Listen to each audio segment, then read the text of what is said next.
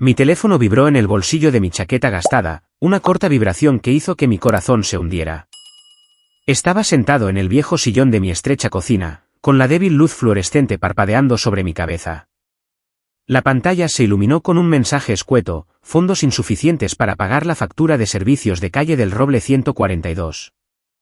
Lo miré fijamente, una punzada amarga y familiar subiendo por mi pecho. No era la primera vez, ni sería la última. La factura no era para mí. Era para la casa en las afueras de Querétaro donde mis padres todavía vivían. Donde mi infancia con Raúl estaba tejida en dorados días de verano y gélidas noches de invierno. Soy Noé Vargas, 33 años, fontanero en Querétaro. Mi vida no es nada extraordinario. Vivo solo en un pequeño apartamento de alquiler en un barrio antiguo cerca del centro, donde las calles de adoquines están agrietadas y el tenue olor a pintura vieja perdura en el aire. Mi apartamento es diminuto. Apenas espacio para una cama individual, una mesa de madera astillada y un rincón de cocina abarrotado de herramientas de reparación. Cada día, me levanto a las 5 de la madrugada, conduzco mi camioneta destartalada a los lugares de trabajo, arreglo tuberías con fugas, reemplazo válvulas o manejo problemas que la gente ignora hasta que se convierten en un problema. Mis ingresos cubren el alquiler, la gasolina y algunos comestibles. Pero la mayor parte fluye a otro lugar, a la casa en la calle del Roble. La calle del Roble es donde crecí, donde los recuerdos de la infancia permanecen tan vivos como si hubieran ocurrido ayer. Esa vieja casa de madera con su techo de hojalata oxidado y paredes desconchadas es todo lo que mis padres tienen. Mi padre, Miguel Vargas, de 63 años, fue una vez un reparador de tractores, un hombre duro, orgulloso, casi hasta la terquedad. Siempre llevaba camisas de franela descoloridas, con las manos callosas por toda una vida de trabajo. Pero hace 10 años, un accidente laboral le robó la salud. Un tractor defectuoso lo dejó con un fémur roto y una columna vertebral dañada. Desde entonces, ha estado jubilado, viviendo de una pensión miserable. Y yo. Solía estar orgulloso de mí, llamándome el hombre de la familia. Pero en los últimos años, su mirada ha cambiado, fría, a veces dura, como si su dependencia de mí fuera una mancha en su orgullo. Mi madre, Patricia, de 59 años, es una mujer gentil pero frágil. Tiene una sonrisa triste, sus ojos siempre sostienen un tenue destello de esperanza por una vida mejor. Solía trabajar en una tienda de comestibles, cosiendo hasta altas horas de la noche para ganar dinero extra, pero el esfuerzo la ha desgastado. Siempre ha soñado con que nuestra familia triunfara. Y en ese sueño, depositó toda su fe en Raúl, mi hermano menor, a quien creía que lograría algo grande. Raúl, de 27 años, es una historia diferente. Inteligente, agudo y dotado de una lengua de plata que hace que la gente confíe en él. Estudió negocios en la universidad, pero nunca fue realmente serio. Mimado por nuestros padres desde joven, Raúl se volvió presuntuoso. Acumuló deudas por inversiones en proyectos vagos, perdió dinero y recurrió a mí para que lo rescatara. Para él, mi ayuda era algo dado, como si yo hubiera nacido para limpiar sus desastres. No le guardo rencor, no porque no quiera, sino porque no puedo. Para mí, la familia lo es todo, aunque se sienta como un peso presionando mis hombros cada día. Durante los últimos 10 años, he cubierto casi todos los gastos de la familia, la medicación de mi padre, las facturas del hospital cuando mi madre se desmayó por agotamiento, las reparaciones del techo cuando la lluvia se filtraba, y la matrícula y las deudas de Raúl. No recuerdo la última vez que compré algo para mí. Un par de zapatos nuevos, una comida en un restaurante, un viaje para relajarme. Esos son lujos que no puedo permitirme. Una vez tuve la oportunidad de un ascenso en la empresa de fontanería, un puesto de gerente regional, pero lo rechacé porque requería mudarme y no podía dejar a mi familia. Las relaciones personales también se desvanecieron. Salí con una mujer, Sofía, hace unos años, pero me dejó cuando se dio cuenta de que no podía hacer tiempo para nadie más que mi familia. Mis padres solían decir que yo era su orgullo. Mi madre me abrazaba, con la voz temblorosa. Noé, eres el hijo más maravilloso, decía, con los ojos brillantes mientras yo le entregaba dinero para arreglar el viejo calentador de la casa. Mi padre, un hombre de pocas palabras, me daba una palmada en el hombro y decía, cuando nos hayamos ido, esta casa será tuya. Te lo mereces todo. Esa promesa estaba escrita en un viejo testamento que mi madre guardaba cuidadosamente en el cajón del comedor. Nunca me importó la herencia, pero ese trozo de papel daba sentido a mis sacrificios. Un hilo silencioso que me ataba a ellos, a la vieja casa en la calle del Roble. Pero ahora, sentado en mi estrecha cocina, mirando la notificación del teléfono, solo sentí agotamiento. No resentimiento, ni ira, sino una fatiga profunda que llegaba hasta los huesos, como si todo mi cuerpo se estuviera hundiendo en un pozo oscuro. He hecho todo por ellos, papá, mamá, Raúl. No por deber, sino porque es la única forma que conozco de sentir que todavía tengo una familia que cuidar. Sin embargo, cada vez que reviso mi saldo bancario, cada vez que llega otra factura, me pregunto, ¿qué estoy haciendo con mi vida? A la mañana siguiente, un raro domingo libre, me despertó el estridente timbre de mi teléfono. Era mi madre, su voz temblaba, no con la preocupación habitual, sino con una emoción desconocida. Noé, ven a la casa ahora mismo. Es algo enorme. Habló rápidamente, casi gritando, y luego colgó antes de que pudiera preguntar nada. Me senté, con la mente nublada. Enorme. En mi familia, enorme generalmente significaba otra factura, una de las deudas de Raúl o una reparación más para la vieja casa. Suspiré, me puse mi chaqueta gastada y conduje hasta la calle del Roble. Cuando llegué, la pequeña calle bullía de actividad. Los vecinos se reunían en el jardín delantero, sus risas y charlas llenaban el aire, algunos tomando fotos con sus teléfonos. Una furgoneta de noticias del periódico local estaba estacionada junto a la puerta. Y un reportero entrevistaba a mi madre con un micrófono. Mamá, con su vestido floral descolorido y el pelo pulcramente recogido, sonreía tan radiantemente que apenas la reconocí. Papá estaba a su lado, con la espalda ligeramente encorvada, pero sus ojos brillaban como si hubiera redescubierto al hombre que era hace 10 años. Raúl se apoyaba en el marco de la puerta, con una sonrisa de suficiencia en su rostro, como si él fuera el centro de toda la atención. Noé, gritó mamá cuando me vio, corriendo para abrazarme. No lo vas a creer. Ganamos la lotería. 180 millones de pesos, Noé. 180 millones. Me agarró las manos, con lágrimas brillando en sus ojos. Esta vez no de preocupación, sino de alegría. Me quedé helado, tratando de procesar la noticia. 180 millones de pesos para nuestra familia. Ese número era como un sueño. Papá se acercó, dándome una fuerte palmada en el hombro. Bien, ¿verdad, hijo? Finalmente somos libres de esta vida miserable. Sonreí genuinamente. Por primera vez en años, sentí que se me quitaba un peso de encima. Pensé en las facturas que ya no nos acosarían, en que mamá no tendría que coser toda la noche, en que papá recibiría sus medicamentos sin que yo tuviera que luchar para cubrir el costo. Me alegro por ustedes, dije con la voz. De verdad. Y lo decía en serio. En ese momento, vi a nuestra familia como solía ser. Los días en que nos acurrucábamos bajo las mantas para mantenernos calientes. Cuando papá contaba historias sobre su tiempo en la granja, cuando mamá le cantaba canciones de cuna a Raúl, pensé que tal vez finalmente estaríamos bien. Pero esa alegría no duró mucho. En cuestión de semanas, la atmósfera en la familia cambió. El dinero llegó y con él vinieron susurros, planes y un cambio en la forma en que mis padres me miraban.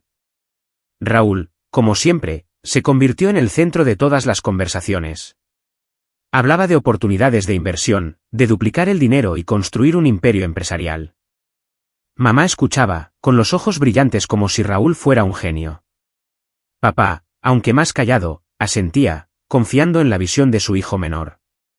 Me sentaba en las raras cenas familiares en la calle del Roble, escuchando a Raúl divagar sobre el mercado de valores, bienes raíces y cosas que no entendía. Noé, ¿qué piensas?, preguntó mamá una vez, con los ojos esperanzados. Dejé de masticar, bajé el tenedor y busqué las palabras más amables. Creo que deberíamos ser cuidadosos. Es mucho dinero, pero puede desaparecer rápido si no lo administramos bien. Tal vez ponerlo en el banco o contratar a un asesor financiero profesional. Miré a papá, esperando que estuviera de acuerdo. Solía ser cauteloso, siempre enseñándome que lo que fácil viene, fácil se va. Pero papá solo resopló, con los ojos fríos. Cuidadoso, Noé. Siempre eres solo cuidadoso. Raúl entiende los tiempos mejor que tú. Él tiene un título en negocios. Tú arreglas tuberías. Sus palabras cortaron como un cuchillo, afiladas e inesperadas. Me quedé en silencio, sintiendo que algo se despojaba de mí. Mamá rápidamente intentó suavizar las cosas. Noé, eso no es lo que papá quiso decir. Es solo que Raúl tiene grandes ideas, ya sabes. Pero yo lo sabía. Su mirada se había desviado hacia Raúl, como si yo fuera un extraño. A partir de entonces, las cosas cambiaron más rápido de lo que podría haber imaginado. Raúl convenció a mis padres de que lo dejaran administrar la totalidad de las ganancias de la lotería. Alquiló una pequeña oficina en el centro de Querétaro, llamándose a sí mismo inversor, y comenzó a gastar como si el dinero nunca se fuera a acabar. Mis padres, en lugar de cuestionarlo, estaban orgullosos. Raúl llevará a nuestra familia a nuevas alturas, dijo mamá, su voz llena de convicción. Intenté ofrecer consejos un par de veces más, pero cada vez recibí negativas o comentarios velados sobre ser demasiado conservador o carecer de ambición. Raúl era peor. Una vez me miró con una sonrisa burlona. Tú quédate arreglando tuberías, hermanito. Deja las cosas grandes para mí. No discutí. Nunca he sido bueno para discutir con la familia. Pero cada vez que salía de la calle del Roble, me sentía más pequeño, como si mi lugar en la familia se estuviera desvaneciendo. Entonces, un día, mamá me llamó a la casa, con voz seria. Noé, ven a cenar esta noche. Tenemos algo importante que discutir. Acepté, aunque una sensación de hundimiento se agitaba en mi estómago. Cuando entré en la casa de la calle del Roble, el olor a carne asada y pan de elote, mis favoritos de la infancia, llenaba el aire, pero la atmósfera era opresivamente pesada. Papá estaba sentado a la cabecera de la mesa, con el rostro severo. Mamá se ocupaba de servir la comida, pero sus ojos evitaban los míos. Raúl no estaba, lo que me inquietó aún más. La cena comenzó en silencio. Intenté conversar, preguntando por la salud de papá, por el pequeño jardín que mamá había comenzado, pero sus respuestas fueron meros gruñidos. Finalmente, papá se aclaró la garganta y apartó su plato. Noé, dijo, su voz baja pero fría. Necesitamos hablar sobre el futuro de la familia. Metió la mano en el cajón del comedor y sacó un viejo trozo de papel amarillento, cuidadosamente doblado. Mi corazón latió con fuerza. Lo reconocí al instante, el testamento que mamá me había mostrado años atrás, prometiendo que la casa de la calle del Roble, todo lo que tenían, sería mío. Papá lo colocó sobre la mesa frente a mí, pero sus ojos no tenían calidez. Este es el viejo testamento, dijo, su tono escalofriantemente tranquilo. Lo hemos pensado mucho, y hemos hecho uno nuevo. De ahora en adelante, toda esta casa, los bienes será para Raúl. Sentí que la sangre se me helaba. Miré el papel, sus pliegues familiares, las líneas escritas a mano que mamá me había mostrado una vez con orgullo. Eres nuestro orgullo, Noé, había dicho. Pero ahora, se quedó sentada, con la cabeza gacha, incapaz de mirarme. Noé, susurró. Ya eres mayor. Puedes cuidarte solo. Raúl. Él necesita esta oportunidad más. Raúl necesita esta oportunidad, repetí, mi voz temblando. ¿Y yo qué? ¿Qué he hecho por esta familia durante los últimos 10 años? No grité, pero mi voz fue más alta de lo que pretendía. Papá frunció el ceño, con los ojos afilados. No hagas esto difícil, Noé. Eres el mayor.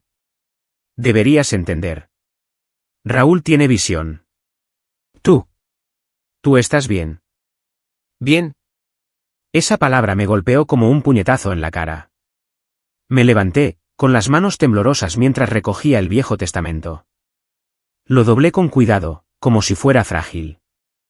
No necesito la herencia, dije, mirando directamente a los ojos de papá. Pero necesito saber si sus promesas alguna vez significaron algo. Nadie respondió. Mamá comenzó a llorar, pero no dijo nada para evitar que me fuera. Salí de la casa, con pasos pesados. Esa noche, Querétaro se sintió más frío de lo habitual. O tal vez solo era yo. Me llevé el Viejo Testamento a mi apartamento, guardándolo en un cajón.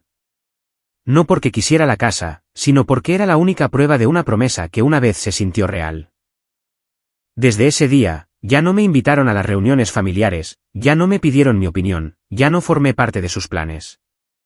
El dinero que pensé que traería felicidad a nuestra familia, en cambio, me había expulsado de ella. Los meses que siguieron vieron cómo las vidas de mis padres y de Raúl se transformaban tan rápidamente que apenas podía seguir el ritmo. Dejaron la calle del Roble, la destartalada casa vieja con su techo de hojalata oxidado y su valla podrida, por una lujosa mansión en Juriquilla, un barrio exclusivo con calles de adoquines impecables y árboles perfectamente cuidados. Oí de los vecinos que mamá lloró al irse, no por nostalgia, sino por emoción.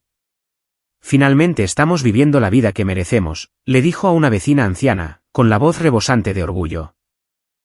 Papá no dijo mucho, pero sus ojos se iluminaron al entrar en la nueva casa, una mansión de 3 pisos con una piscina reluciente y ventanas del suelo al techo con vistas a exuberantes campos verdes. Papá, Miguel Vargas, un hombre que una vez solo conoció tractores y botas de trabajo gastadas, ahora conducía un llamativo deportivo rojo, del tipo que solo había visto en los anuncios. Empezó a coleccionar relojes caros, que llamaban reliquias. Oí que se unió a un exclusivo club de golf para la élite, donde se jactaba de su oportunidad que le cambió la vida y se codeaba con gente a la que antes nunca se habría atrevido a acercarse. Mamá, Patricia, se transformó en alguien completamente diferente. Cambió sus vestidos florales descoloridos por trajes de diseñador, iba al spa semanalmente y se unió a grupos de mujeres de la alta sociedad en Juriquilla. Me envió un mensaje de texto una vez, raramente, presumiendo de un viaje a París, donde vio la Torre Eiffel brillar bajo la luz de la luna. Leí el mensaje, esbocé una leve sonrisa, pero solo sentí distancia en mi corazón. Raúl, por supuesto, era la estrella más brillante en su nuevo mundo resplandeciente. Fundó una firma de inversiones, colgando un elegante letrero en el centro de León, llamándose a sí mismo un joven emprendedor exitoso. Sus redes sociales rebosaban de imágenes, Raúl en un yate. Raúl levantando una copa de champán en una fiesta en la piscina. Raúl con un traje a medida frente a un rascacielos con la leyenda, la visión lidera el futuro. Hablaba de éxito y ambición juvenil, como si lo hubiera construido todo él mismo, no con los 180 millones de pesos del premio de lotería de nuestros padres. Sus publicaciones acumulaban cientos de me gusta y docenas de comentarios aduladores de nuevos amigos que yo sabía que solo estaban allí por el dinero. Vivían una vida deslumbrante y extravagante, pero nunca me invitaron. Ni una sola invitación a la mansión de Juriquilla. Ni una llamada para saber cómo estaba, ni un mensaje para compartir su alegría. Oí que organizaron una gran fiesta para celebrar a Raúl, el gran éxito de la familia Vargas. Los antiguos vecinos dijeron que todo el pueblo fue invitado, desde sus nuevos amigos de la élite hasta la gente que una vez vivió cerca de la calle del Roble. Montaron una carpa blanca en el jardín de la mansión, contrataron una banda en vivo y sirvieron platos de los que nunca había oído hablar. Pero yo no recibí una invitación, ni una tarjeta, ni un mensaje. Me quedé al margen, como un extraño, mientras mi familia se deleitaba, se entregaba a los placeres y olvidaba que existía. No compartieron ni un solo centavo del dinero de la lotería conmigo. 180 millones de pesos, una suma asombrosa, fluían por sus manos como agua hacia coches de lujo, vacaciones europeas y ropa de diseñador. Pero ni un céntimo llegó a mí.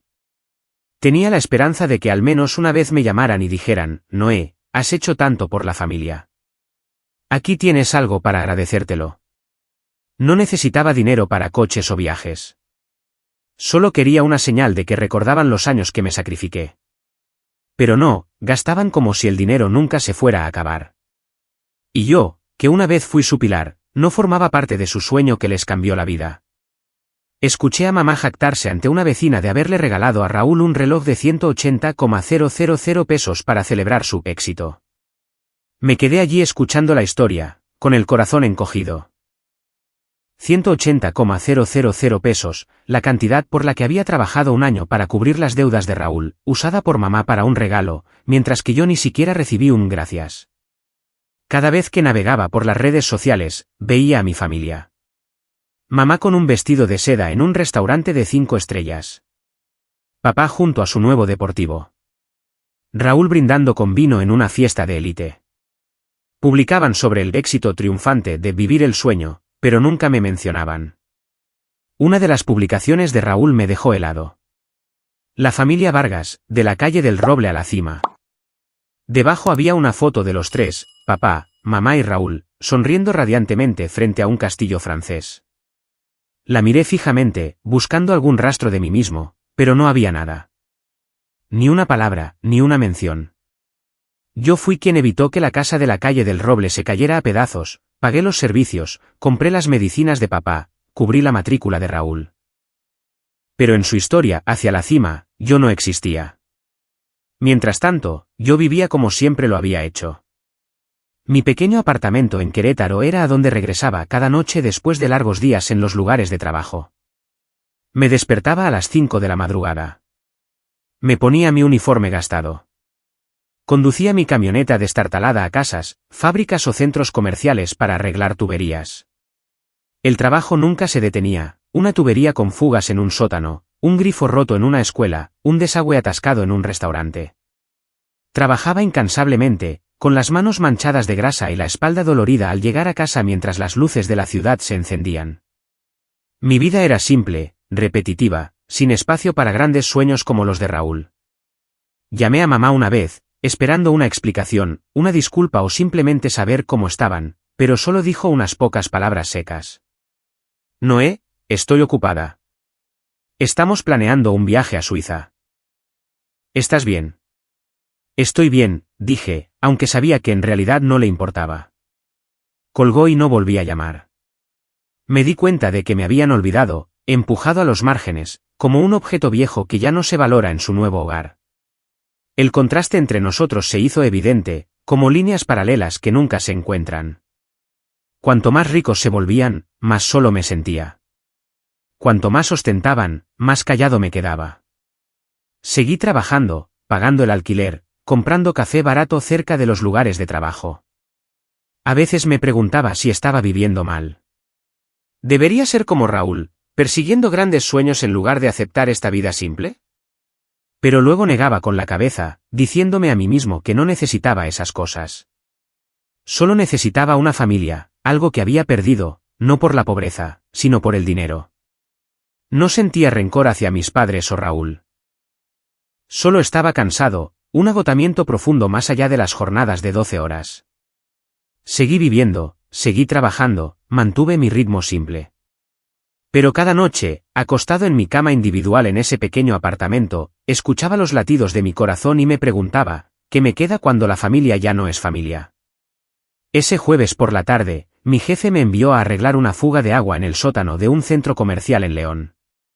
En el sótano húmedo y poco iluminado, trabajé diligentemente durante 2 horas, reparando la tubería y preparándome para irme. Pero al entrar en el gran vestíbulo, rodeado de una iluminación elegante y el zumbido de la música del área comercial, me quedé helado. Allí, en medio de la multitud, estaba Raúl. Estaba de pie en el centro del vestíbulo, vestido como una estrella de cine, una camisa de vestir blanca e impecable, un traje azul marino a medida y zapatos de cuero pulido que brillaban bajo las luces. A su alrededor había un grupo de amigos, gente joven y elegante que reía a carcajadas. Raúl contaba una historia, gesticulando animadamente, con una sonrisa de suficiencia en los labios. Mi intención era pasar desapercibido. Sabía cómo me veía, un uniforme de trabajo manchado, el pelo empapado de sudor, las manos todavía sucias de grasa. No pertenecía a este mundo, su mundo. Pero Raúl me vio. Sus ojos se posaron en mí y luego se detuvieron, como si hubiera visto algo divertido. Noé, gritó en voz alta, su voz resonando por el vestíbulo, atrayendo la atención de sus amigos y algunos transeúntes. Me detuve, agarrando con fuerza el asa de mi caja de herramientas. Raúl, respondí, mi voz baja pero audible. Se acercó, con una sonrisa en el rostro que ya no era la de un hermano, sino la de alguien ansioso por demostrar algo.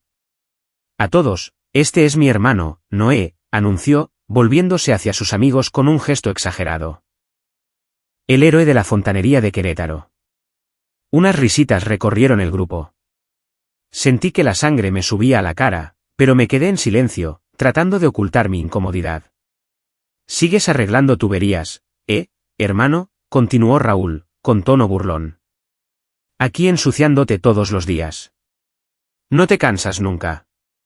Me escudriñó de pies a cabeza como si fuera una curiosa pieza de museo. Sus amigos rieron más fuerte, una chica con un vestido rojo se tapó la boca, sus ojos brillando de diversión.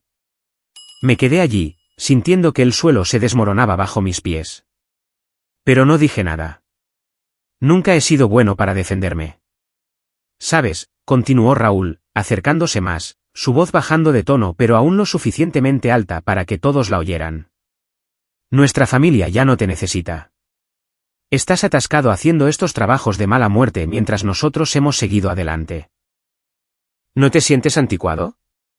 Un fracasado que no puede aprovechar una oportunidad. La palabra fracasado me cortó como un cuchillo, afilado y frío. Sus amigos rieron de nuevo, esta vez más fuerte. Algunos transeúntes me miraron, sus ojos una mezcla de curiosidad y lástima. Cada mirada se sentía como una aguja perforando mi piel. Quería gritar. Quería decirle que yo había pagado sus deudas, comprado las medicinas de papá, arreglado el techo para que mamá no pasara frío. Quería preguntarle qué había hecho él en los últimos 10 años además de gastar dinero y presumir. Pero no dije nada. Solo me quedé allí, agarrando la caja de herramientas con tanta fuerza que mis nudillos se pusieron blancos. Miré a los ojos de Raúl, buscando un rastro del hermano pequeño que solía perseguirme para jugar al baloncesto. Pero todo lo que vi fue arrogancia y distancia. Te deseo éxito, dije, mi voz firme a pesar de la tormenta dentro de mí. Me di la vuelta en silencio, recogí mis herramientas e ignoré las risas y los susurros a mis espaldas. Me alejé a través de las deslumbrantes luces del vestíbulo, pasando ante los ojos que me observaban. No pertenecía aquí y no necesitaba demostrarlo. Fuera del centro comercial, el frío aire de León me envolvió. Me detuve junto a mi camioneta, respirando hondo para alejar el vacío que aplastaba mi pecho. Sentí arrepentimiento. Arrepentimiento por el hermano que una vez fue parte de mí. Arrepentimiento por la familia que pensé que siempre estaría allí. Abrí la puerta de la camioneta, arrojé mi caja de herramientas en el asiento trasero y conduje de regreso a Querétaro. La ciudad se desvaneció detrás de mí, pero la risa de Raúl y las miradas de lástima de los extraños resonaban en mi mente. Conduje durante la noche de regreso a Querétaro, las luces de la calle proyectando sombras fugaces sobre mi rostro cansado. Las palabras de Raúl, un fracasado que no puede aprovechar una oportunidad, se clavaron en mi orgullo como un cuchillo.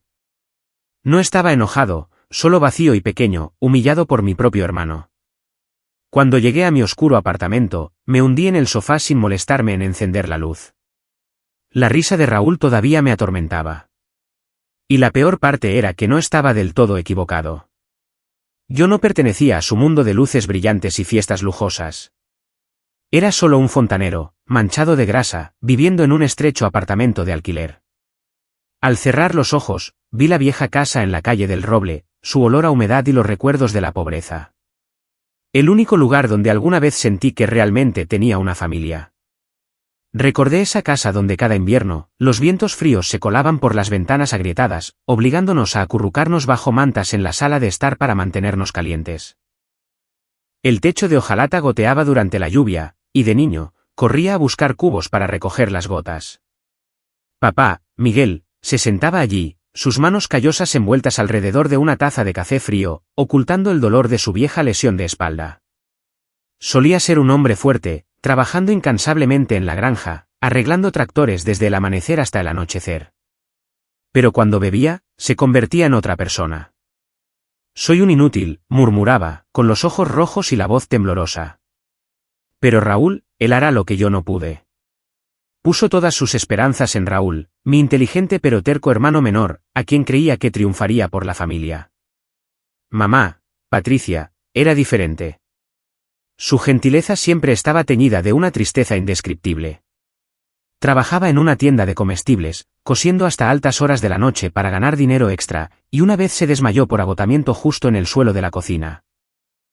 Yo tenía 15 años, corrí a la sala de estar para encontrarla allí, con las manos aún aferradas a una aguja. Aterrado, llamé a papá y la llevamos al hospital. Cuando despertó, esbozó una débil sonrisa y dijo, Noé, eres más fuerte que yo. Puedes cuidarte solo. Pero Raúl, todavía es joven. Necesita apoyo. Asentí, aunque no entendía por qué siempre ponía a Raúl por encima de mí. Pero no le guardaba rencor. Solo pensaba que, como el mayor, tenía que ser fuerte para aliviar sus preocupaciones. Cuando cumplí 18, todo cambió. Papá tuvo su accidente. Un tractor defectuoso le rompió el fémur y le dañó la columna. El hospital se convirtió en nuestro segundo hogar, con facturas que se acumulaban como una montaña. Mamá lloraba todas las noches, y Raúl, que entonces solo tenía 12 años, se sentaba en silencio en un rincón, con los ojos rojos. Sabía lo que tenía que hacer. Dejé la escuela, abandonando mi sueño de ir a la universidad para aceptar cualquier trabajo que pudiera encontrar: fontanería, transporte, lavado de autos para pagar las medicinas de papá y la matrícula de Raúl. Algunos días solo comía una vez, generalmente una barra de pan barata de la tienda. Mi única ropa estaba gastada y remendada, la usaba todo el año. Pero no me quejaba. Cada vez que veía a Raúl ir a la escuela con su mochila, cada vez que mamá sonreía cuando le entregaba dinero para arreglar el calentador, sentía que valía la pena. No necesitaba agradecimientos. Ver a mis padres tranquilos, saber que Raúl tenía oportunidades que yo nunca tuve, me hacía feliz. Incluso sabiendo que mis padres favorecían a Raúl, nunca se lo eché en cara. Pensaba que era normal. Era el mayor, tenía que sacrificarme. Esos años fueron duros, pero llenos de amor. Nos acurrucábamos bajo mantas, compartíamos sopa aguada en los días de escasez. Papá me daba palmaditas en el hombro, llamándome su orgullo. Mamá me abrazaba, con lágrimas en los ojos, cuando pagué para arreglar el techo que goteaba. Esos momentos me hicieron creer que la familia valía todo. Pero ahora, sentado en mi pequeño apartamento, esos recuerdos solo profundizaban mi dolor. Abrí el cajón, saqué el Viejo Testamento, el papel amarillento que mamá me mostró una vez, prometiendo que la casa de la calle del Roble sería mía. Lo sostuve, mis dedos trazando sus pliegues familiares, y me di cuenta de que lo habían olvidado todo. Olvidado las noches que trabajé hasta el agotamiento, las comidas que me salté para que Raúl pudiera estudiar, los años que sostuve a la familia. La pobreza nunca nos separó. Pero cuando llegó el dinero, perdieron lo que más importaba, la familia y la gratitud. Doblé el testamento, lo guardé de nuevo en el cajón y me acosté en la cama. La risa de Raúl resonaba en mi mente, pero no lloré. Solo sentí un profundo arrepentimiento. No por mi educación inacabada, sino por los sacrificios que ahora eran solo un recuerdo. Cerré los ojos, tratando de dormir, pero la imagen de la casa con goteras en la calle del Roble me trajo de vuelta, recordándome una familia que una vez tuvimos. Una familia que se amaba antes de que el dinero lo hiciera desaparecer todo. Cerré los ojos, tratando de dormir. Pero el recuerdo de la casa con goteras en la calle del Roble me trajo de vuelta, como si me recordara que mi familia una vez existió, una vez se amó antes de que el dinero lo hiciera desaparecer todo. La risa burlona de Raúl, las miradas de lástima de los extraños en el centro comercial y el Viejo Testamento en mi cajón, se repetían como una vieja película en mi mente. Pero no me permití ahogarme en ese dolor para siempre. Había aprendido que si no podía cambiar el pasado, aún podía seguir adelante. Y la vida, a su manera, me dio una oportunidad. Un año después del incidente en el centro comercial, seguía viviendo la misma vida, despertando temprano, conduciendo mi camioneta destartalada a los lugares de trabajo, arreglando tuberías y regresando a mi pequeño apartamento mientras la ciudad se iluminaba. El trabajo no había cambiado, pero yo sí. Empecé a notar los pequeños detalles de mi oficio. Como una vieja tubería podía contar la historia de un edificio entero. Como una sola junta podía salvar un sistema. Ya no trabajaba solo por dinero. Trabajaba para ser bueno, para demostrar que no era el fracasado que Raúl me había llamado. Una tarde, la empresa me envió a un gran edificio de oficinas en el centro de León. Era un proyecto importante, un contrato por valor de varios millones de pesos para mantener todo el sistema de fontanería. Llegué con mi familiar caja de herramientas y empecé a trabajar como de costumbre. Pero unas horas después, estalló el caos. Una tubería principal en el sótano reventó, inundando el piso y amenazando el sistema eléctrico del edificio. Los ingenieros supervisores, vestidos con trajes elegantes y sosteniendo tabletas, corrían de un lado a otro gritando por las radios, pero nadie podía identificar la causa. Me arrodillé junto a la tubería, mi linterna iluminando las juntas oxidadas. El rugido del agua corriendo, los gritos de los ingenieros y la presión de un contrato que se desmoronaba crearon una atmósfera de tormenta.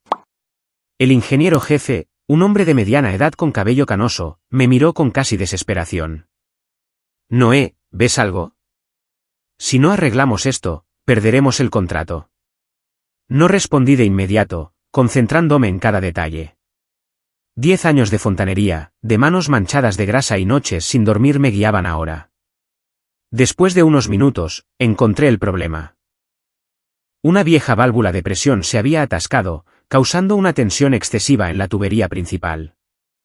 Rápidamente propuse una solución temporal, liberando la presión a través de válvulas auxiliares y reemplazando una sección de la tubería. «Necesitamos 3 horas para arreglarlo por completo», dije, mi voz tranquila pero firme. El ingeniero jefe me miró, medio dudando, pero no tenía otra opción.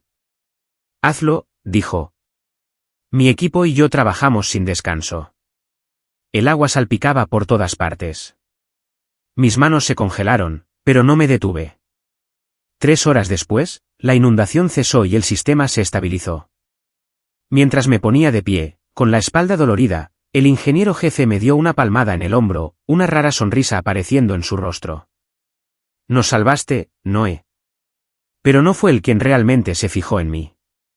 Fue el director de la empresa, el señor Hernández, un hombre alto con ojos agudos. Había estado observando desde una esquina todo el tiempo. Y cuando todo terminó, me llamó a su oficina temporal en el lugar. «Noé», dijo, su voz profunda y pesada. «No solo eres hábil. Mantienes la calma bajo presión.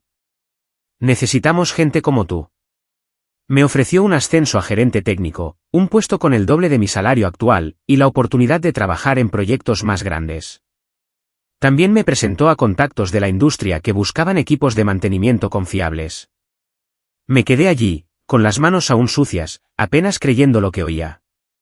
Logré decir un gracias en voz baja, pero por dentro, una chispa se encendió. Por primera vez en años, me sentí reconocido. Unos años más tarde, usé mis ahorros del nuevo trabajo para iniciar mi propia pequeña empresa de mantenimiento, Reparaciones Vargas. El nombre era simple pero significativo para mí. Con solo 5 empleados, trabajamos con todo nuestro corazón. No prometí grandes cosas como lo hizo Raúl, solo confiabilidad. Poco a poco, llegaron los clientes. Desde pequeños restaurantes hasta grandes edificios de oficinas, llamaban porque nunca los defraudaba. Cada nuevo contrato se sentía como recuperar un pedazo de la vida que pensé que había perdido. Durante ese tiempo, conocí a Elena. Era administradora en uno de mis lugares de trabajo. Elena no era llamativa. Tenía el pelo castaño recogido en alto, una sonrisa amable y ojos que brillaban con sinceridad. La primera vez que hablamos, me preguntó sobre mi trabajo, no con curiosidad casual, sino con interés genuino. «Debes ser muy hábil para manejar sistemas tan complejos», dijo, y me reí, sintiéndome a gusto por primera vez en meses. Elena admiraba mi dedicación, y yo me sentí atraído por su amabilidad. Hablamos más, desde historias de trabajo hasta pequeños sueños que nunca me había atrevido a compartir. 2 años después, nos casamos en una ceremonia sencilla en las afueras de Querétaro. Solo unos pocos amigos, colegas y risas mientras cortábamos un pastel de bodas casero. 1 año después, Elena dio a luz a nuestra hija, Sophie, con grandes ojos redondos como los de su madre y una sonrisa que me derretía cada vez. Mi vida ahora consistía en despertar junto a Elena, escuchar a Sophie balbucear en su cuna y trabajar días que no se sentían como una carga, sino como una fuente de orgullo. Me convertí en un hombre estable con una pequeña familia y un negocio estable. Dejé de preocuparme por lo que mis padres o Raúl pensaran de mí. Dejé de mirar sus llamativas publicaciones en redes sociales. Vivía tranquilamente, cuidando de mi nueva familia y trabajando con toda la amabilidad que tenía. La calle del Roble, el Viejo Testamento y los insultos de Raúl se convirtieron en recuerdos lejanos. Había encontrado la felicidad, no en el dinero, sino en las cosas más simples, un hogar, una esposa amorosa y la risa de mi hija. Cada mañana, me despierto junto a Elena, escuchando el balbuceo de Sophie desde la habitación de al lado, y siento que mi vida, aunque no glamorosa, está completa. Mi pequeña empresa, Reparaciones Vargas, funciona de manera estable, generando ingresos estables y el respeto de los clientes. Ya no pienso en la calle del Roble, el Viejo Testamento o los insultos de Raúl. Mi vida ahora está llena de días tranquilos, cenas familiares y la alegría de ver crecer a Sophie. Pero la vida, como siempre, tiene su propia manera de traerme de vuelta al pasado. Han pasado 5 años desde que salí del centro comercial de León, llevando el escozor de la burla de Raúl. En todo ese tiempo, no supe nada de mi familia. Ni llamadas, ni mensajes de texto, ni siquiera una mención en las redes sociales.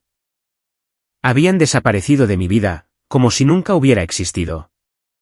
No los busqué, no por ira, sino porque había aprendido que a veces dejar ir es la única forma de evitar que tu corazón se rompa.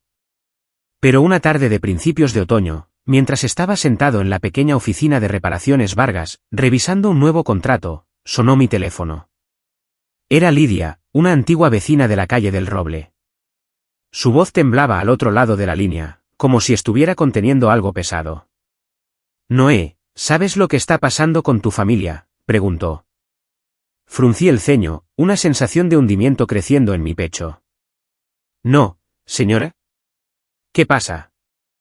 Ella suspiró y luego me contó una historia que nunca podría haber imaginado.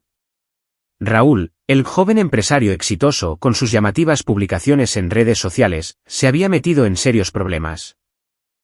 Sus firmas de inversión, construidas con las ganancias de la lotería de nuestros padres, estaban siendo investigadas por fraude financiero. Los socios que una vez lo adulaban cuando gastaba libremente comenzaron a retirar su dinero. Su flujo de efectivo se congeló y las deudas surgieron como grietas en una presa. Los periódicos locales publicaron titulares sensacionalistas sobre el joven empresario y su caída en desgracia. Me quedé allí escuchando a Lidia, sintiendo que estaba viendo una película cuyo final había predicho. Pero lo que me dejó atónito fue lo que les pasó a mis padres. Miguel y Patricia, a pesar de conocer los problemas de Raúl, confiaron ciegamente en él.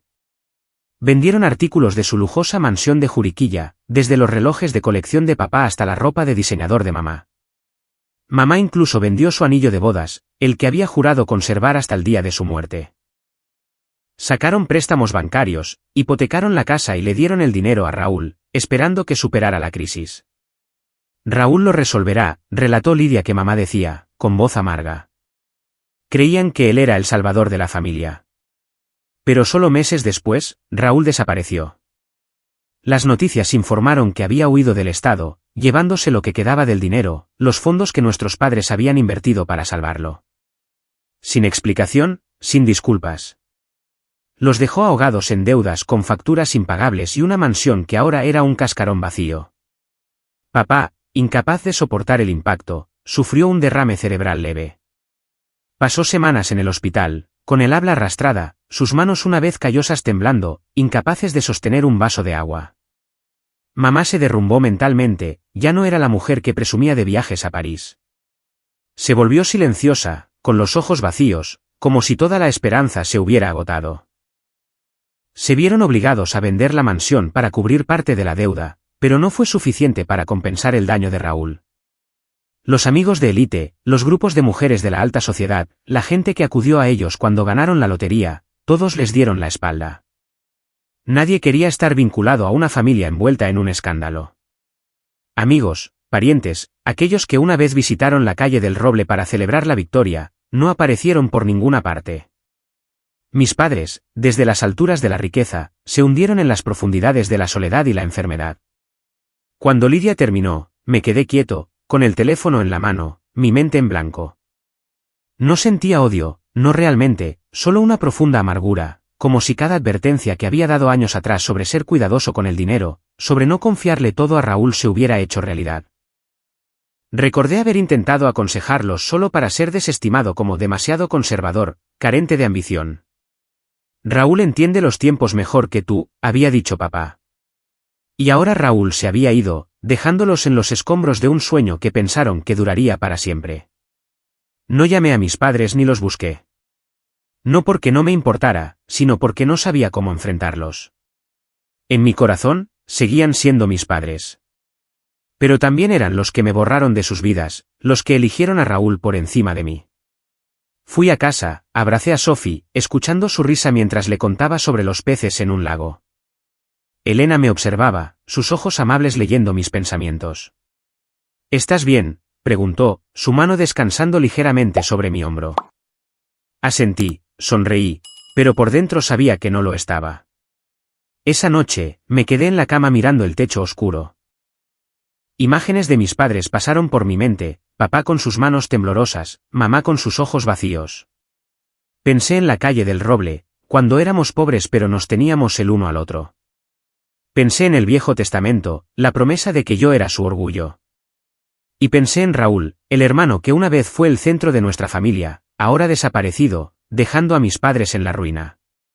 Para mí, este colapso no era solo por dinero. Era el costo de la codicia, de la confianza mal depositada, de perseguir un glamour fugaz mientras se olvidaba lo que más importaba, la familia. Cerré los ojos, tratando de dormir, pero la amargura persistía en cada respiración. Mis padres creían que el dinero podía comprar la felicidad. Ahora enfrentaban la verdad de que el dinero no solo no compró la felicidad, sino que destrozó a nuestra familia. Y yo, el que fue apartado, solo podía observar, con el corazón apesadumbrado tanto por el dolor como por el vacío. En los días siguientes a la llamada de Lidia, intenté volver a mi rutina. Me levantaba temprano para llevar a Sofía al preescolar, reía con Elena en la cocina mientras preparaba café y firmaba nuevos contratos para reparaciones Vargas. Pero cada noche, cuando Sophie dormía profundamente y Elena se acurrucaba a mi lado, pensaba en mis padres. Una vez mi mundo entero, ahora solo sombras tenues en mis recuerdos. No los odiaba, pero la amargura persistía como una vieja cicatriz que duele cuando cambia el tiempo.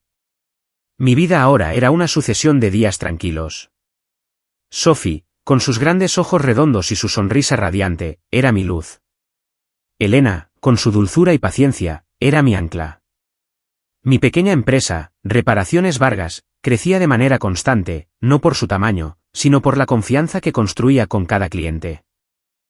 Dejé de mirar las llamativas publicaciones de Raúl en las redes sociales o de buscar los nombres de mis padres en las noticias. Había aprendido a dejar ir, no porque dejara de amarlos, sino porque necesitaba proteger la felicidad que había encontrado. Pero una tarde de principios de otoño, mientras las hojas doradas caían en la tranquila calle frente a nuestra casa, el pasado llamó a la puerta. Estaba en el suelo de la sala de estar jugando con el rompecabezas de madera de Sophie. Ella reía, tratando de encajar una pieza en forma de estrella mientras yo fingía fallar solo para hacerla reír. Sonó el timbre, un sonido agudo que interrumpió la cálida atmósfera. Elena, horneando en la cocina, gritó, «Cariño, ¿puedes abrir la puerta?» Me levanté, limpiándome las manos en los vaqueros, sin pensar mucho en ello. Pero cuando abrí la puerta, me quedé helado. Allí estaban mis padres, Miguel y Patricia. Ya no eran las personas de mis recuerdos, aquellos que se habían parado en su lujosa mansión de Juriquilla, presumiendo de viajes a Europa y coches deportivos. Papá, con el pelo ahora completamente blanco y el rostro demacrado, sostenía una bolsa de tela andrajosa con manos temblorosas. Mamá, con el pelo despeinado y los ojos rojos de tanto llorar, parecía haber envejecido una década. Estaban allí, pequeños y frágiles, como fantasmas bajo el atardecer que se desvanecía. No dije nada, solo me quedé mirando, sintiendo que el tiempo retrocedía a los días de la calle del Roble, y luego avanzaba rápidamente a la noche en que me borraron de su testamento. Noé, dijo mamá primero, su voz temblorosa, quebrada. Nosotros. Lo sentimos. ¿Podemos hablar? Papá no me miró, sus ojos fijos en sus zapatos gastados como si estuviera avergonzado de estar en mi puerta. Asentí, abriendo más la puerta, pero por dentro una tormenta se desataba. Pasen, dije de manera uniforme, tratando de mantener la calma para que Sophie no sintiera nada extraño. Entraron lentamente, como si tuvieran miedo de entrometerse. Sophie levantó la vista, curiosa por los extraños, pero Elena la recogió rápidamente y la llevó a otra habitación, dejándome con mis padres en la silenciosa sala de estar. Les ofrecí un asiento en el viejo sofá, pero se quedaron de pie, aferrados a la bolsa raída como si fuera su última posesión.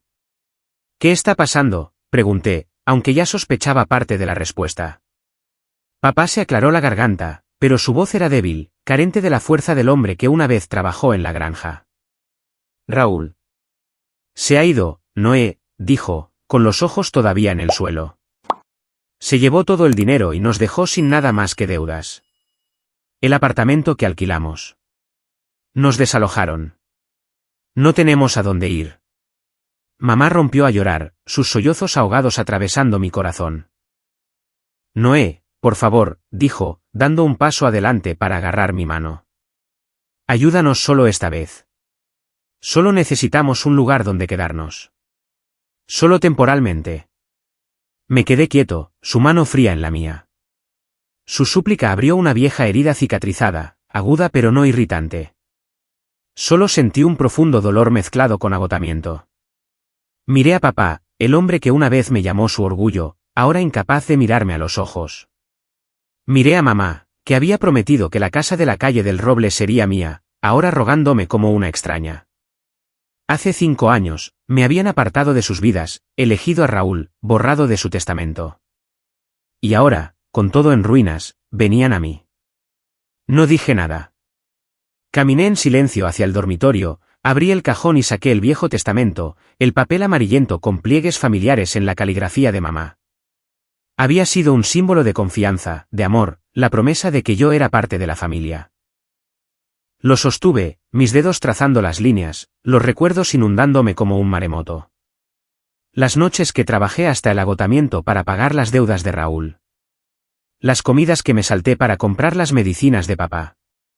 Las veces que mamá me abrazó diciendo que era la persona más fuerte que conocía. Y luego la noche en que pusieron este testamento sobre la mesa diciendo que yo era mayor, capaz de valerme por mí mismo, y le dieron todo a Raúl. Regresé a la sala de estar, con el testamento en la mano. Mis padres me miraron, sus ojos una mezcla de esperanza y miedo. Coloqué el papel sobre la mesa frente a ellos. Esta fue su promesa, dije, mi voz baja pero clara. Que yo era su orgullo, que me lo merecía todo. Pero eligieron de otra manera. Tomé el papel, los miré a los ojos y lentamente lo rompí en pedazos. El sonido del papel rasgándose resonó en el silencio como un veredicto final. Mamá sollozó, cubriéndose la cara, mientras papá inclinaba la cabeza, sus hombros temblando como si contuviera las lágrimas. Noé, tú, sollozó mamá, tratando de alcanzarme. Pero di un paso atrás. Los perdono, dije, mi voz suave pero firme. Realmente los perdono porque aferrarme al odio solo me haría más daño. Pero perdonar no significa olvidar. Y a partir de hoy, no habrá más apoyo, ni más rescates. Me miraron, atónitos. Papá finalmente levantó la vista, con los ojos rojos. Noé, somos tus padres, dijo, con la voz quebrada. Asentí. Lo son. Pero eligieron a Raúl, y ahora Raúl se ha ido. No puedo arreglar lo que rompieron. Tomé mi teléfono y llamé a un centro de apoyo para personas mayores en Querétaro que conocía a través de un cliente. Les expliqué la situación y acordaron proporcionar a mis padres un lugar temporal donde quedarse. Les di la dirección, llamé a un taxi y los vi salir. Mamá se aferraba a la bolsa andrajosa, sollozando, mientras papá se movía lentamente, cada paso pesado. Cuando la puerta se cerró, me quedé quieto, sintiendo tanto alivio como dolor. El sonido del papel rasgándose resonó en mi mente, una declaración final, no solo de la confianza perdida, sino de las consecuencias que habían llegado. Cuando la puerta se cerró detrás de mis padres, me quedé helado en el pasillo. La puesta de sol se filtraba por la ventana, pintando el suelo de dorado. Sophie corrió hacia mí, abrazando mis piernas, su voz brillante. Papi, juguemos más. Elena estaba en la puerta de la cocina, sus ojos amables pero preocupados. Sonreí, levanté a Sophie, ocultando la tormenta de emociones que todavía se agitaba en mi pecho. Los había perdonado, pero ese perdón no borraba las cicatrices. Sabía que a partir de ahora, mi vida y la de mis padres serían dos caminos que ya no se cruzarían. Después de ese encuentro, supe que se mudaron a un centro de apoyo para personas mayores en San Juan del Río. Era un lugar modesto con habitaciones pequeñas, comidas regulares y residentes ancianos que esperaban tranquilamente el final de sus días. No los visité, no porque no quisiera, sino porque no sabía cómo enfrentarlos. A través de antiguos conocidos en Querétaro, supe que papá, Miguel, estaba más callado que nunca. Se sentaba junto a la ventana, mirando el pequeño patio del centro, con los ojos vacíos como si buscara algo perdido. Decían que ya no hablaba de sus días en la granja, de Raúl o de los sueños de triunfar a lo grande. Solo había silencio, y en ese silencio, sabía que llevaba un pesado arrepentimiento por haberme apartado de la familia, por haber depositado su confianza en la persona equivocada. Mamá, Patricia, se debilitó. Su salud decayó después de años de estrés, después del shock de perder a Raúl y su fortuna. Me envió algunas cartas escritas con mano temblorosa en papel barato, enviadas desde San Juan del Río. No se disculpaban explícitamente, pero cada línea estaba impregnada de arrepentimiento. Noé, pienso en ti todos los días, escribió en una. Ojalá las cosas hubieran sido diferentes. Las leí, pero no respondí. No por ira, sino porque no sabía qué decir. Una disculpa, por sincera que fuera, no podía borrar los años en que fui olvidado. Su última carta llegó una mañana de invierno, mientras una ligera nevada caía fuera de mi ventana. La abrí, leyendo cada línea lentamente. Noé, mi mayor arrepentimiento no es perder el dinero, sino perder al hijo que más amaba. Siempre serás mi orgullo. No espero tu perdón, pero quiero que sepas que te amo. Doblé la carta y la coloqué en el cajón junto a los pedazos rotos del Viejo Testamento. No lloré, pero sentí el pecho pesado. Sabía que lo decía en serio, pero la verdad llegó demasiado tarde. Raúl desapareció por completo. Los rumores decían que fue arrestado en otro estado por fraude, pero nadie lo sabía con certeza. Algunos afirmaban que vivía bajo un nuevo nombre, persiguiendo empresas más arriesgadas. Para mí, el nombre de Raúl era solo una cicatriz desvaída en mi memoria, ya no dolorosa, pero nunca completamente desaparecida. No lo busqué ni intenté contactarlo. Raúl había elegido su camino, y yo había aprendido que no podía salvar a quienes no querían ser salvados. Mientras tanto, mi vida continuó, pacífica y plena. Reparaciones Vargas, mi pequeña empresa, creció en confianza. De contratos pequeños, comencé a recibir ofertas de grandes empresas en León, edificios de oficinas, hoteles, incluso un gran hospital. No perseguí acuerdos lucrativos ni prometí más allá de mi capacidad. Trabajé con la misma dedicación de siempre, y eso me ganó una reputación que Raúl, con todo su dinero y palabras llamativas, nunca logró. Vivía con Elena y Sophie en una modesta casa en las afueras de Querétaro, con un pequeño jardín lleno de margaritas y el sonido de las risas de los niños cada tarde. Sophie, ahora mayor, le encantaba correr por el jardín persiguiendo mariposas o tumbarse en el césped mientras le contaba historias. Elena siguió siendo mi roca, su sonrisa amable y su paciencia infinita inquebrantables. Nunca me preguntó por mis padres o por Raúl, pero sabía que entendía las heridas que mantenía ocultas. Eres la persona más fuerte que conozco, dijo una vez. Y esas simples palabras fueron suficientes para seguir adelante. Mantuve mi estilo de vida sencillo a pesar del crecimiento de mi negocio. Mi vieja camioneta todavía me llevaba a los lugares de trabajo, mi uniforme manchado seguía siendo mi compañero. No necesitaba coches de lujo, mansiones o viajes extravagantes. Mi felicidad estaba en las noches con Elena, escuchando a Sofía hablar de su día en la escuela, o las veces que horneábamos juntos, con harina manchada en nuestras caras. Esos eran momentos que ningún dinero podía comprar. A veces pasaba en coche por la calle del Roble, el viejo barrio donde crecí. La casa tenía nuevos dueños, recién pintada, la valla de madera podrida reemplazada por una de acero reluciente.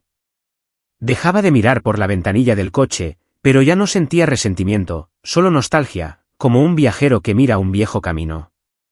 Recordaba las noches en que el viento silbaba a través de las ventanas agrietadas, las comidas escasas que compartíamos y la sonrisa de mamá cuando traía dinero a casa. Pero también recordaba la noche en que pusieron el Viejo Testamento sobre la mesa, borrándome de su futuro. Esos recuerdos ya no dolían. Eran solo una historia que había terminado. Comprendí que no todos tienen una segunda oportunidad. Mis padres lo perdieron todo, no solo el dinero, sino la familia, la gratitud y la confianza. Raúl eligió un camino de engaño, y ahora era solo un nombre en mi pasado. Pero yo elegí de otra manera. No dejé que el odio arruinara el resto de mi vida. Mi mayor fortuna no fue el éxito de Reparaciones Vargas ni los grandes contratos. Fue aprender a dejar ir, a vivir con el corazón libre. La historia de la familia Vargas se cerró en silencio, un duro recordatorio de que el dinero puede comprar muchas cosas: coches de lujo, mansiones, viajes deslumbrantes, pero nunca puede recuperar a una familia perdida. Me quedé en mi jardín viendo a Sophie jugar bajo el sol y supe que había encontrado lo más importante, una verdadera familia, una que no necesitaba promesas ni testamentos para demostrar su valía. Me quedé en el jardín viendo a Sophie perseguir mariposas bajo la luz del sol, sabiendo que había encontrado lo más preciado, una verdadera familia, una que no necesitaba promesas ni testamentos para demostrar su valía. Las hojas doradas caían suavemente sobre el césped, la brisa otoñal traía un suave frescor. Y la risa clara de Sophie resonaba como una melodía sanadora. Elena salió de la cocina con 2 tazas de café, su sonrisa tan cálida como la luz de la mañana. ¿En qué piensas?, preguntó, entregándome una taza humeante. Sonreí, negando con la cabeza, solo agradecido. Pero por dentro, sabía que estaba pensando en mucho más. Estaba reflexionando sobre mi largo viaje, el dolor, la traición y las duras lecciones que la vida me había enseñado. La historia de la familia Vargas, no era solo una tragedia de dinero y traición. Era un amargo recordatorio de los límites del deber filial y del poder devastador de la codicia. Una vez creí que los lazos familiares eran inquebrantables. Que la sangre era un vínculo indestructible. Viví según esa creencia durante mi juventud, cuando dejé la escuela para trabajar, cuando me salté comidas para pagar las deudas de Raúl, cuando arreglé el techo con goteras para que mis padres no enfrentaran el frío del invierno. Pensé que si me sacrificaba lo suficiente, la familia siempre sería mi hogar. Pero la vida me mostró una cruel verdad. Cuando las personas pierden su moral y gratitud, incluso los lazos de sangre más fuertes pueden romperse. Recuerdo los primeros días después de que mis padres ganaran la lotería. 180 millones de pesos, una cifra que parecía un sueño, una promesa de felicidad y tranquilidad. Estaba genuinamente feliz, creyendo que finalmente escaparían de años de lucha. Pero el dinero, me di cuenta, no solo trajo oportunidades. Expuso la verdadera naturaleza de las personas. Papá, que una vez se enorgullecía de mí, se volvió distante y duro, como si mis sacrificios fueran una carga que se negaba a reconocer. Mamá, con su sueño de triunfar, depositó toda su fe en Raúl, viéndolo como la luz guía mientras yo era relegado a la sombra. Y Raúl, el hermano al que protegí, se convirtió en un hombre arrogante que me humilló frente a una multitud para consolidar su propio estatus. Solía preguntarme, ¿el dinero los cambió? Pero cuanto más lo pensaba, más me daba cuenta de que el dinero no deforma a las personas. Simplemente revela sus rincones ocultos. El dinero fue un espejo que reflejó claramente en lo que eligieron convertirse.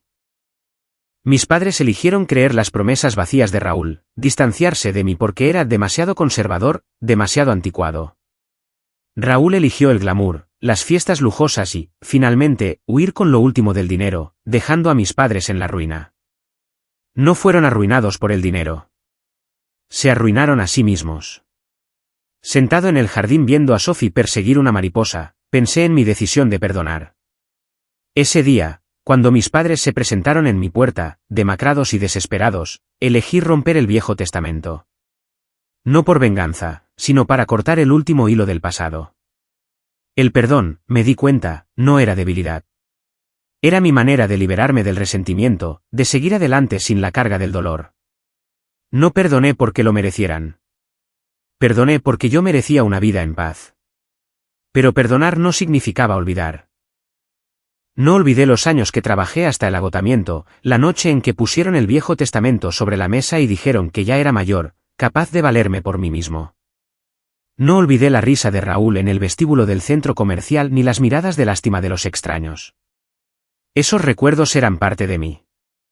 Pero aprendí a no dejar que me definieran. Elegí dejar ir. No para salvarlos a ellos, sino para salvarme a mí.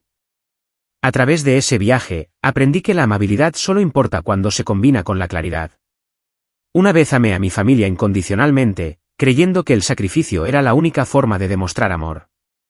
Dejé la escuela, trabajé día y noche, y puse mis necesidades en último lugar para que mis padres y Raúl pudieran tener una vida mejor.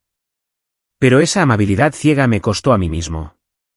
Si hubiera sido más sabio, si hubiera establecido límites, quizás no habría llevado heridas tan profundas. El amor, me di cuenta, no significa darlo todo. Es respeto mutuo. Confianza construida sobre la gratitud y la sinceridad. Finalmente, vi una verdad simple pero dura: la familia no se define por la sangre. Mis padres eran de mi sangre. Raúl era de mi sangre, pero ellos eligieron apartarme de sus vidas. Mi verdadera familia la encontré en Elena, que estuvo a mi lado con dulzura y paciencia, y en Sophie, que me hacía sonreír incluso en los días más oscuros. La familia son aquellos que me respetan, confían en mí y construyen un futuro conmigo, no sobre promesas vacías o testamentos frágiles. Si tuviera un mensaje para el mundo, sería: no dejes que el dinero te haga olvidar a quienes estuvieron a tu lado en la adversidad.